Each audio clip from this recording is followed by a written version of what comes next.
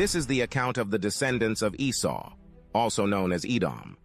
Esau married two young women from Canaan, Adah, the daughter of Elon the Hittite, and Oholibamah, the daughter of Anah, and granddaughter of Zibeon the Hivite.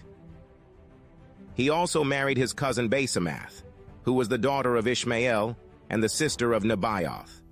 Adah gave birth to a son named Eliphaz for Esau. Basemath gave birth to a son named Ruel. Oholibamah gave birth to sons named Jush, Jalam, and Korah. All these sons were born to Esau in the land of Canaan. Esau took his wives, his children, and his entire household, along with his livestock and cattle, all the wealth he had acquired in the land of Canaan, and moved away from his brother Jacob. There was not enough land to support them both because of all the livestock and possessions they had acquired. So Esau, also known as Edom, settled in the hill country of Seir. This is the account of Esau's descendants, the Edomites, who lived in the hill country of Seir. These are the names of Esau's sons: Eliphaz, the son of Esau's wife Adah, and Ruel, the son of Esau's wife Basemath. The descendants of Eliphaz were Teman, Omar, Zepho, Gatam, and Kenaz. When Husham died, Hadad son of Bedad became king in his place and ruled from the city of Avith. He was the one who defeated the Midianites in the land of Moab. When Hadad died, Samlah from the city of Masrekah became king in his place. When Samlah died, Shaul from the city of Rehoboth on the river became king in his place. 38, when Shaul died, Baal-Hanan son of Akbor became king in his place. When Baal-Hanan son of Akbor died, Hadad became king in his place and ruled from the city of Pau. His wife was Mehetabel, the daughter of Matred and granddaughter of Mezahab.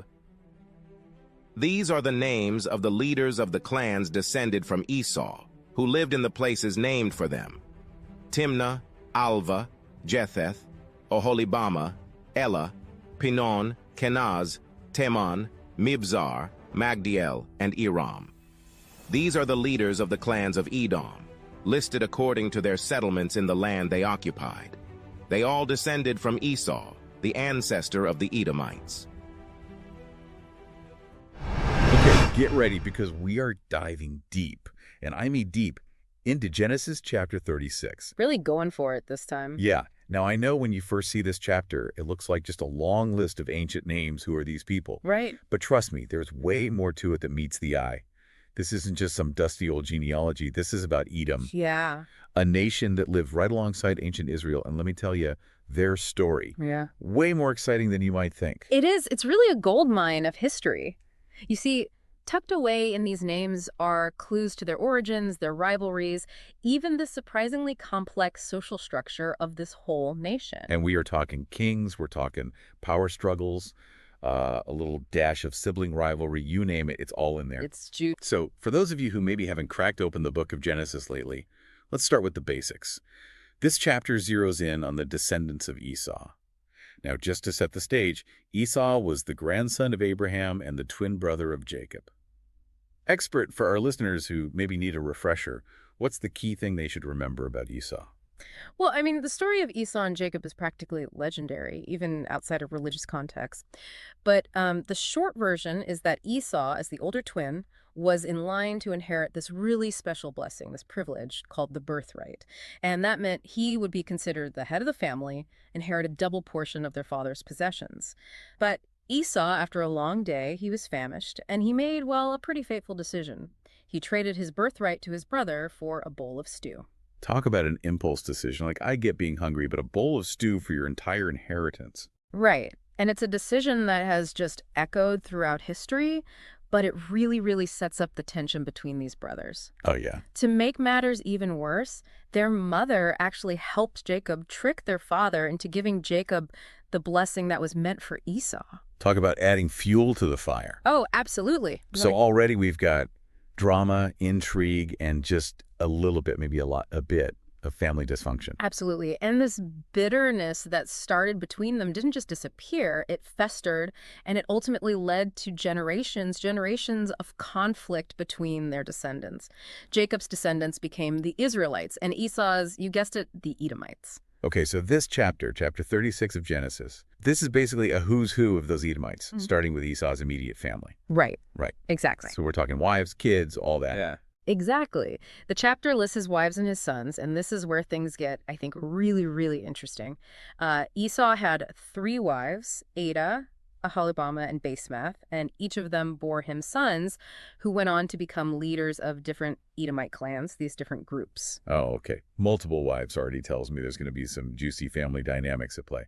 So who were these sons? What should we know about them? Well, we have Eliphaz, Esau's son with Adah, then there's Reuel, his son with Basemath, and through his marriage to Aholibamah, he had Yush, Jalam, and Korah. And these aren't just names on a family tree, you know?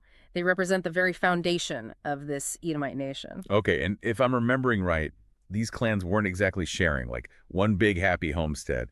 The text actually mentions Esau having to relocate his whole household. Like, what was that all about? Yeah, and that is a really, really crucial detail. The text tells us that Esau, who's also known as Edom, settled in a region called the hill country of Seir because the land simply couldn't support both his growing family, all their livestock, and Jacob's expanding household as well. And this detail just underscores that tension that already exists between the brothers and really sets the stage for all this future conflict between their descendants over these essential resources like land and water. So even from this early stage, we see competition, rivalry, like woven into the fabric of their relationship, almost like they were destined to clash. Yeah. But hold on a second, because just when we're getting comfortable with Esau's family tree, Genesis throws us a curveball. It's like, wait a minute, who are the Horites? I thought this whole thing was about Esau and his descendants. Right. Yeah, it's one of the things that makes this chapter so fascinating. Instead of just focusing on Esau's descendants, we get this glimpse into the clans descended from a man named Seir, who's described as the Horite. So this is telling us that the region where Esau and his family moved to, it wasn't empty. You know, it was already inhabited. So it's not like they just wandered into some unclaimed territory and started their own little independent nation. Right, exactly. Yeah, they're integrating into an existing society. Okay, so we've got Esau's descendants, the Edomite clans, all settling into this region. But it's not a blank slate. They're having to merge with the Horites, who are already there with their own customs and stories, traditions, the whole thing. And that detail about the Horites, it really, I think, challenges us to rethink that traditional narrative.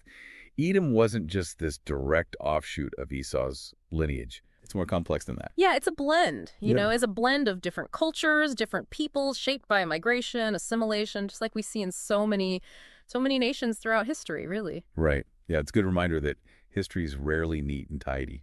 It's messy. Speaking of the Horites, do any of their names, when you look at these lists, and I know it can feel a little overwhelming, but do any of their names stand out to you? Like, who were these people? Yeah, well, you know, we have some intriguing names like Lotan, Shobal, Zibeon, Anna, and each one represents a different Horite clan leader. And just like with Esau's descendants, the text actually traces their lineage, so it gives us this peek into this intricate web of families that make up this Horite population. Yeah, those are some pretty unique names, I have to say. You can't help but wonder about the stories behind them, right? Yeah. It's like, what's going on with these folks?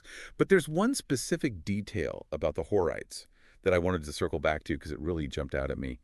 It's that little bit about Anna discovering the hot springs. Oh, yeah. And it seems like such a random detail in the middle of all this, you know, like genealogy and clan structures and everything. But it really captured my attention. What do you make of that? Well, it's those little details that really bring history to life, right? I mean, you can just picture Anna, like, tending to his father's donkeys, maybe a bit bored, and then, bam, he stumbles upon these natural hot springs.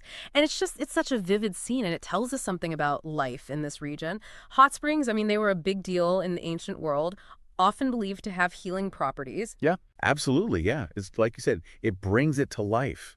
They weren't just wandering around. Exactly. They had the routines, they had the resources, they had their own understanding of the land they lived on. Exactly. And, you know, that discovery of the hot springs, it speaks to the natural resources, right? The things that might have even drawn Esau and his family to the region in the first place. Right, yeah. It's like, okay, this place has something to offer. So we've got Esau's descendants, the Edomite clans, putting down roots in a new land.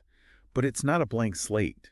They're having to merge with the Horites, who are already there with their own customs and stories, like that amazing image of Anna discovering hot springs, and then, boom, Edom establishes a line of kings, even before Israel does. That's a really good point. And, it's not just any kings. It really flips the script on what we thought we knew about this period, I think. It really does, because these kings were ruling Edom before Israel ever had a monarchy. That's huge. And it really highlights the fact that these weren't just some insignificant tribes, No, not at all. They had structure, organization. They had ambitions of power long before the familiar stories of, David and Solomon. Exactly. Okay, so I need details. I need the dish. Who are these trend-setting monarchs of Edom? Give me the rundown. Okay, well, the chapter gives us a list. We've got Bela, Jobab, Husham, Hadad, Samlah, Shaul, and Baal-Hanan. Each name comes with a little, mini bio, where they ruled, who their father was, so you get a sense of this line of succession, this dynasty unfolding in Edom. So it sounds like we're not just talking about some random dudes who decided to wear crowns one day, right? Yeah. There's a clear structure here, a history. There's lineage, yeah. But among these Edomite kings, were there any standout figures? Anyone with, particularly epic stories or, I don't know, juicy scandals? Yeah. Give me the gossip from the ancient world. Okay, well, one that comes to mind is Hadad. The text mentions his victory over the Midianites. Now, for those who aren't familiar, the Midianites were a nomadic group, often at odds with Israel, both before and during the time of the Judges. And so the fact that Hadad triumphed over them, it suggests that Edom was a force to be reckoned with. Okay. This wasn't a pushover nation, This was a regional player. Shaping the political landscape. Exactly. Any other royal tidbits that stand out to you? Well, one detail that I always get a kick out of concerns King Baal-Hanan. His father's name was Akbor, which, believe it or not, translates to mouse. What? Yeah, mouse. I just find it amusing to picture this powerful king with, such an unassuming creature in his family tree. Imagine the whispers in the royal court. That's amazing. You think they would have tried to, bury that little genealogical nugget? You'd think so, right? Mouse's son, the mighty king. It really, though, it adds a human element to these figures. It reminds us that they weren't just names in a book, right? Exactly. They had families, they had quirks, they had, yes, even embarrassing relatives like the rest of us. Okay, so let's try to, bring it all together. We met Esau and his family, these Edomite clans, putting down roots in this new land. But it wasn't just, empty and free for the taking. They had to figure out how to merge with the Horites, who were already there. Yeah. And the Horites had their own whole thing going on, their own customs and traditions. We talked about that story of Anna finding the hot springs. Yeah, such a great detail. I know. And then to top it off, Edom establishes kings before Israel does. What? It really changes how you see this whole period. You know what I mean? It does. It really does. And, it makes you realize, for a long time, people have thought about Edom as, a side note, right, this little footnote to the big epic story of Israel. But when you look at what's really here in this chapter, you realize Edom was its own complex society. They had their own unique history, they had their own political structure, even military achievements. Yeah, their own place in the world, not just defined by, being next to Israel. It's we're seeing this whole other story that was happening at the same time, kind of in the background. But when you stop to pay attention, you realize, whoa, Edom was a big deal. Absolutely. And you can't separate their story from Israel's story. They weren't just neighbors. I mean, think about it. They share that common ancestor, Abraham. Oh, yeah, that's right. So their destinies were intertwined from the very beginning. And as you go on in the Bible, you see that connection plays out over and over again. Sometimes it leads to conflict, sometimes cooperation, alliances, betrayals. It runs the gamut. It's a really fascinating relationship. See, and that's what I love, is that we get these hints of what's to come. This chapter, yeah, it's about origins, but it's almost like the writers knew we're setting the stage for a lot more drama. Right. And it ends on this note where you're like, wait, there's got to be more. Because right after it lists the kings, you get this other little list of clan leaders, and it makes you think, okay, the saga continues. This isn't over. I know. It's like a cliffhanger. I'm hooked. I need to know what happens next. So, okay, let's say someone's listening, and they're like, okay, all this ancient history, kings, names I can't pronounce, why should I care? What difference does it make? What would you say to them? I'd say that understanding Edom, where they came from, what their culture was like, especially how they interacted with Israel, it gives you this much deeper understanding of the whole biblical story. It reminds you that Israel's story doesn't happen in a vacuum.